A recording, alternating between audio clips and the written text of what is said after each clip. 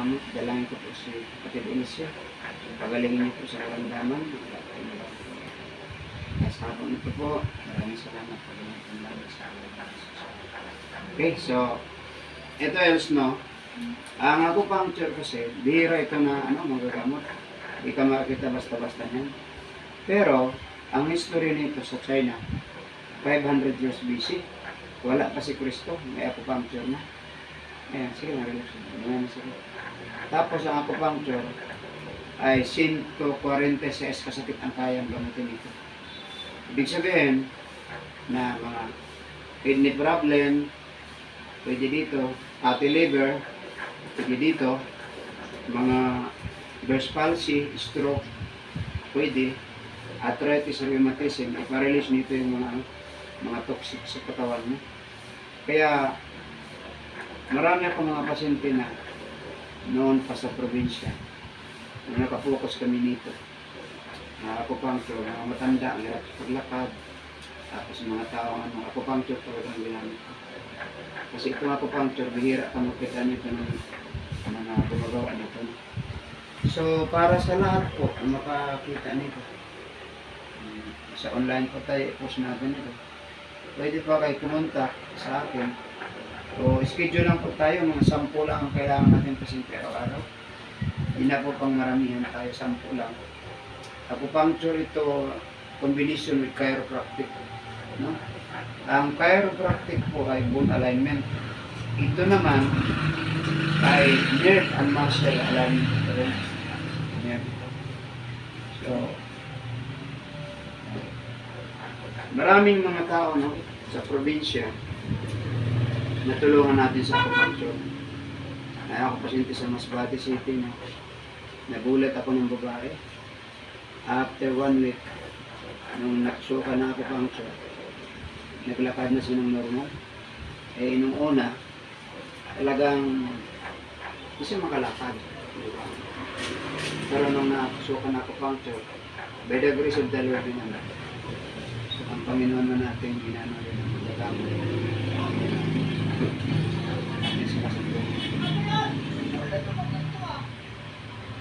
So, nasa mga 15 minutes. Tapos yan.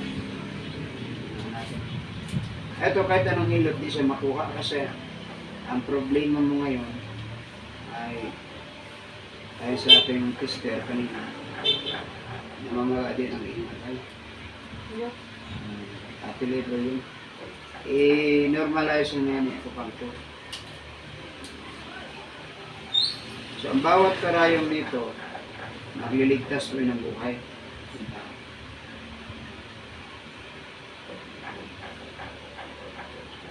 Sa ano kami noon sa Barobo, Surigao del Sur, daming mga pasyente. Puro acupuncture lang ginamit ko.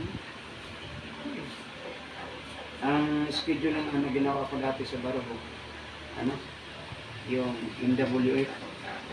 NWF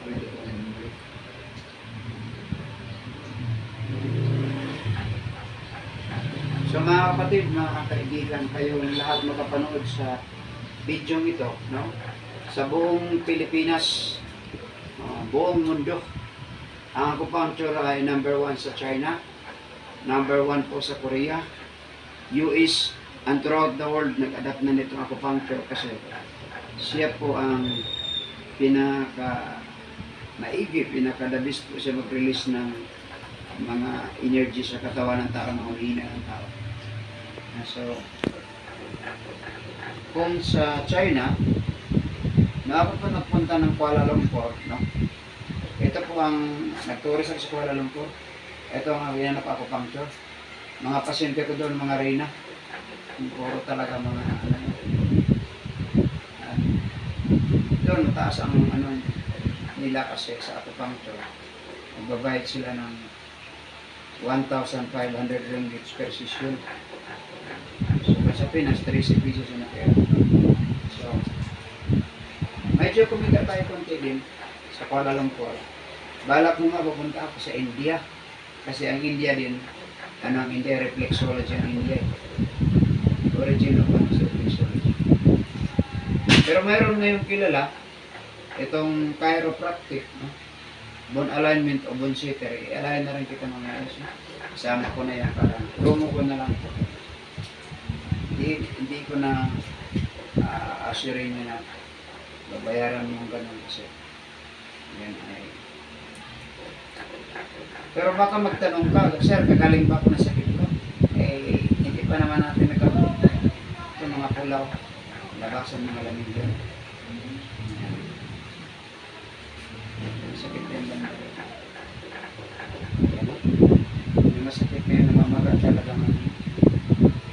So, yung namamaga na yan, ay kung pabayaan yan, pupunta yan sa sakit na medyo malalim.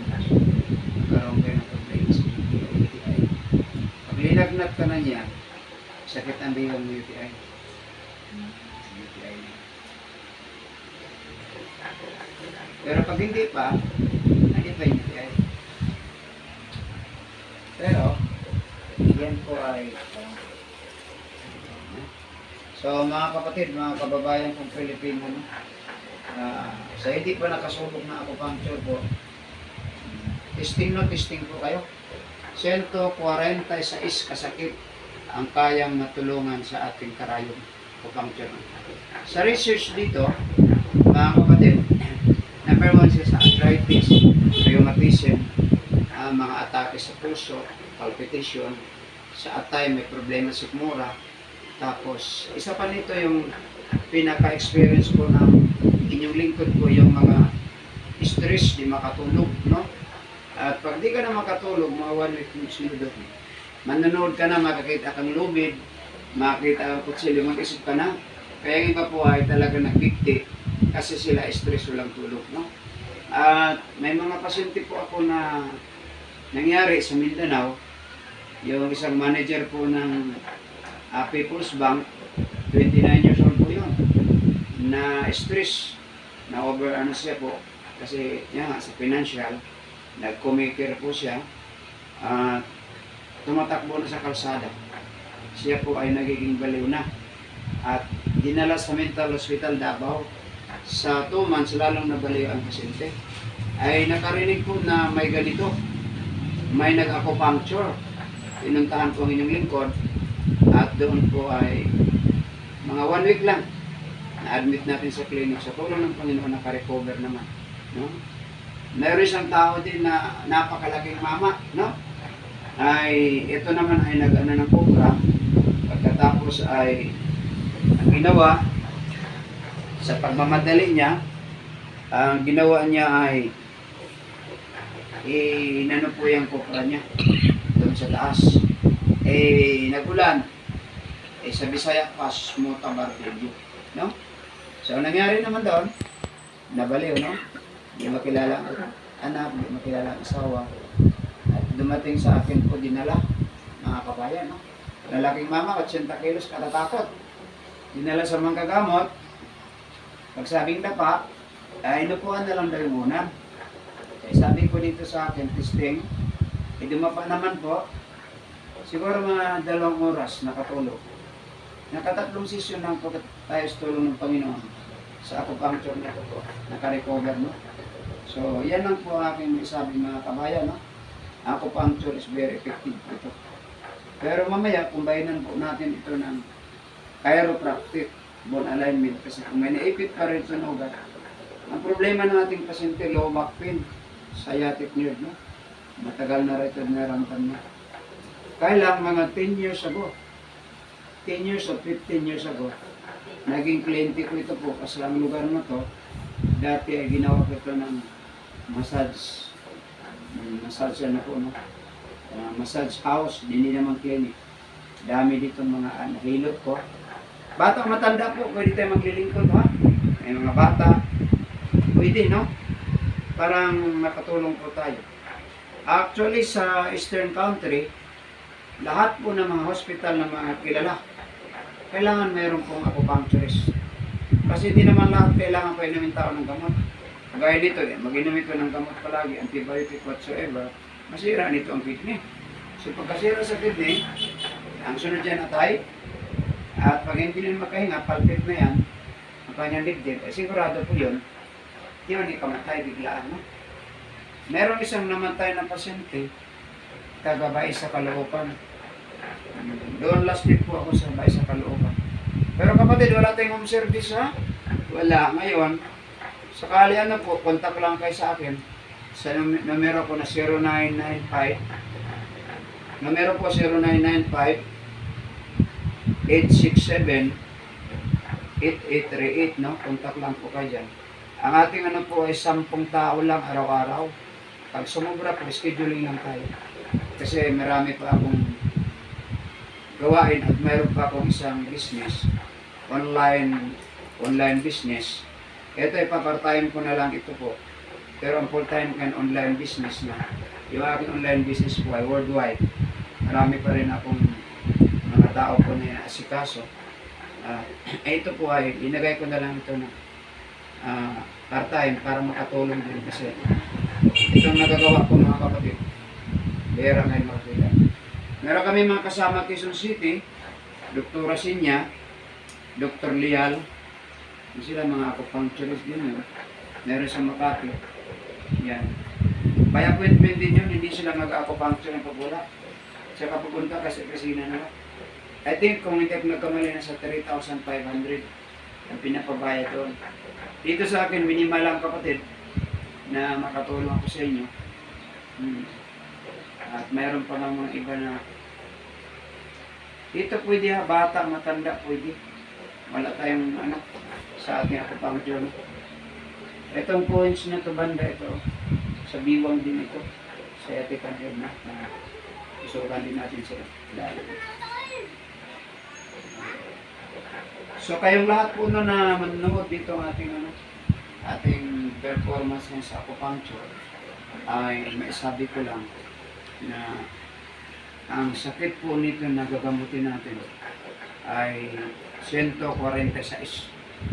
So ito po hindi lang nito ginamot ang kanyang heart, from cervical, C1, C2, C3, C4, C5, C6 hanggang dito yan. Yan po ay nakakunito yan po sa puso niya at sa kanyang baga o lungs. From dito, T1, T2, T3, T4, T6, T7, T8, T9, T12. Ito naman nakunik naman po ito sa kanyang atay at sa kidney naman po. Ito naman sa baba, L1, L2, L3. Nakakunik naman po yan sa kanyang ano po, sa kanyang matris, pababa na po yan sa ilalim. No?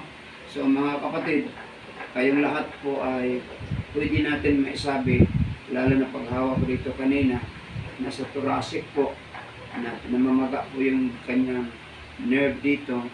So ang problema niya talaga nito, na matagal na hindi po ito nawala, sciatica, and then yung kanyang atay na mamaga. Siguro sa stress, no? Kasi yung stress mga kapatid, ay lahat po tayo dumaranas noon. Lalo na pag wala kang wala ka pong pera. Diba may stress ka. Yung iba naman po, na-stress sa asawa. Ang gamot niyan mga kapatid, ay relaxation. Or else, ang ating diyan, pag may problema tayo, manalangin sa Diyos. Kasi God is the greatest physician. No? So yan lang po ang aking mga isabi sa ating mga viewers, no? Na ang inyong lingkod si Doc Marlin, instrumento.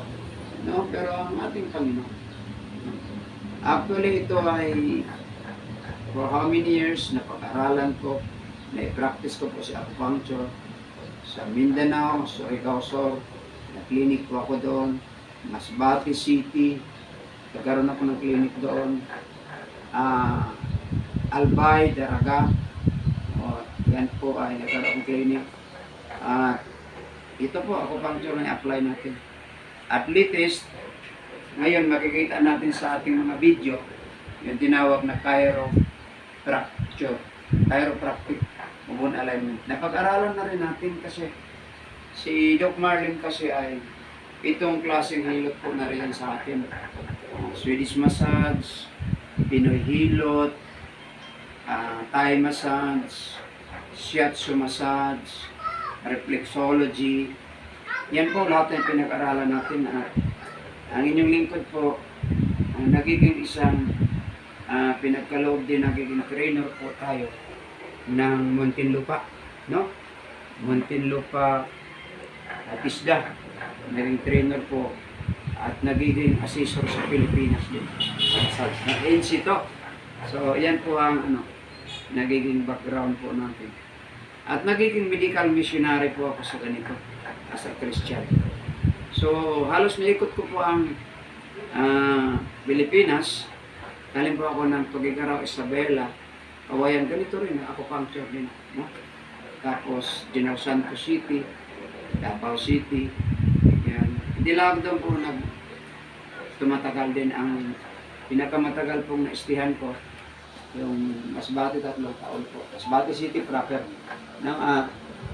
Sa Albay, Daraga Albay, sa proper po tayo. Malapit po tayo sa FG Manila Hotel Highway. Tagal-tagal din ako doon, mga 3 years na. Pinamalayan, Oriental Mindoro, 3 taon tayo. Some of my experiences, mikot kami po ng medical missionary po. Puyo, Palawan, Puerto Princesa, El Nido. Yan, galing po ako diyan. Coron, San Jose, Oriental Mindoro. Nagiging po ako doon. Nagmisyon. At sa acupuncture po, si Karayon po ay palagi po ito kasama ko kasi ito po ay magliligtas sa buhay ng tao. So, San Pedro may natake na isang kabataan, 18 years old. 18 years old po, inatake po yun. Nung natake po yun, ay tinawagan po yung